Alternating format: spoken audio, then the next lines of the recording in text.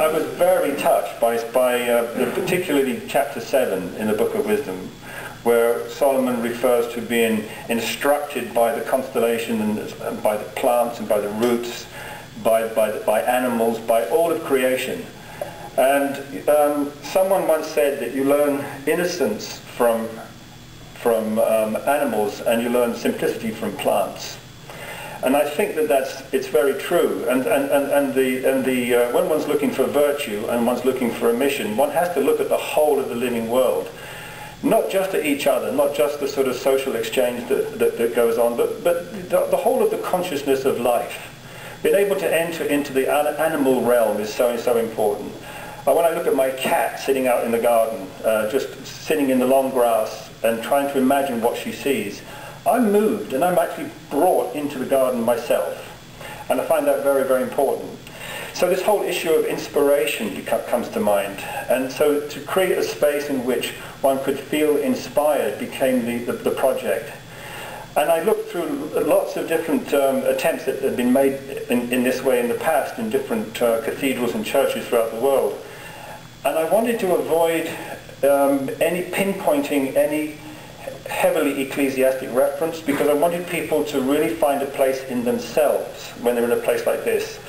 The idea of a chapel, the idea of a place for contemplation, to me, really is about giving people a chance to surround themselves with themselves, to come to themselves, to come to their senses, and in so doing come to the spirit that's in them and that extends out beyond them, to give people a chance to feel expanded out beyond the limitations of their own skin. Because I think so many people feel like they're a prisoner of their own skin, having to contest illnesses and emotional disturbances and lack of food and lack of resources. It makes one feel like one's trapped inside oneself. And to make one feel to be able to expand out, I think, is the most important thing to be able to do. So how can you do that? So back to the central issue, light and space, to give people a sense of light inside them and space inside them, and that being an exchange between the world outside and the world inside.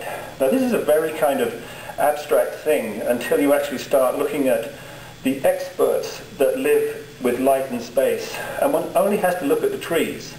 One only has to look at the wind moving through the trees to get instruction on how this kind of energy is exchanged. And as an artist, we look towards these as our trainers, as our assistants, as our help. And it brought me also to thinking about how to avoid some of the more traditional ecclesiastical references.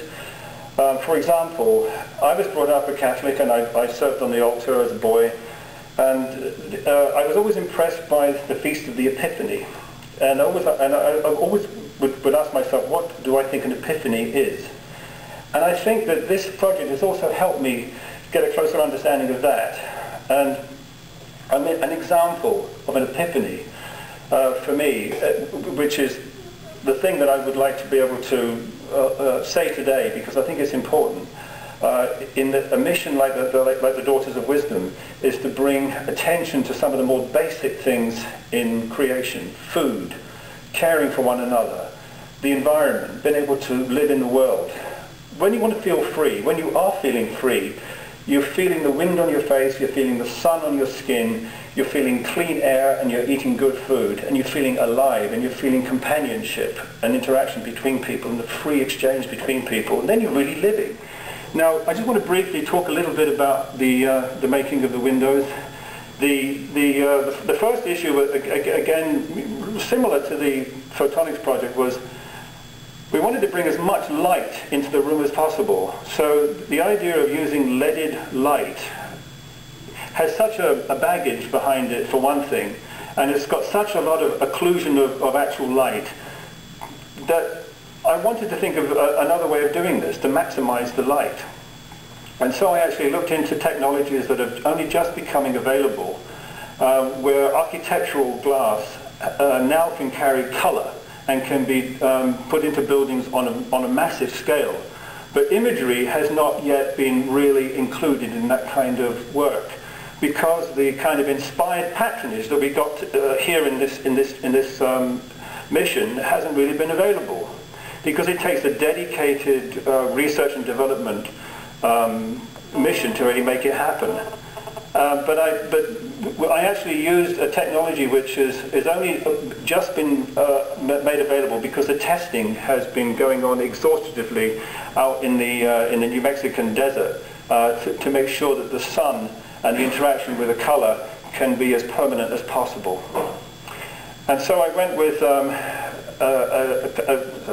collaboration of different companies who were helping me to produce the films that could be laid into the glass and baked into the glass and made as a full IG unit with the full thermal insulation and everything to go with it. So these are permanent windows. These are not things laid up against the glass that can be changed out or should be changed out, at whim. They are actually permanent fixtures, and they also have the full thermal insulation that you need in a room like this. The other thing was how to bring painting, the intimate act of painting, the direct act of touch that you get with painting, on an amplified scale. What would happen is I would take paintings and I would transfer them, scan them into the computer, and then be working on files that were 72 inches high in Photoshop, which is a very, very big file. And you're making individual files of about 1 gigabyte a piece. But this would be impossible 5 years ago.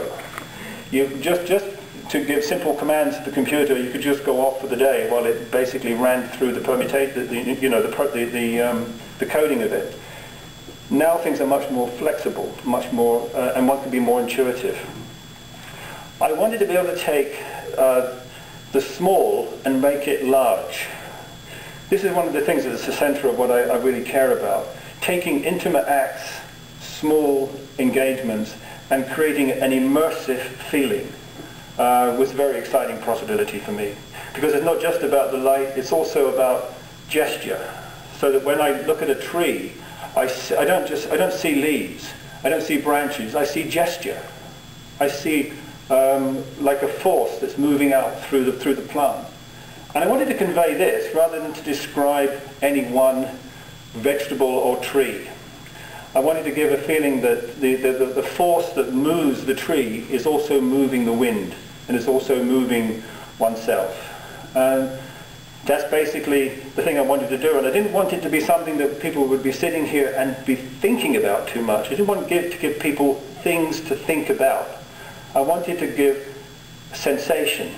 I wanted to create sensation where one was actually moved so that one could actually sort of be in turn moved again when one gets out there in the air and in the light.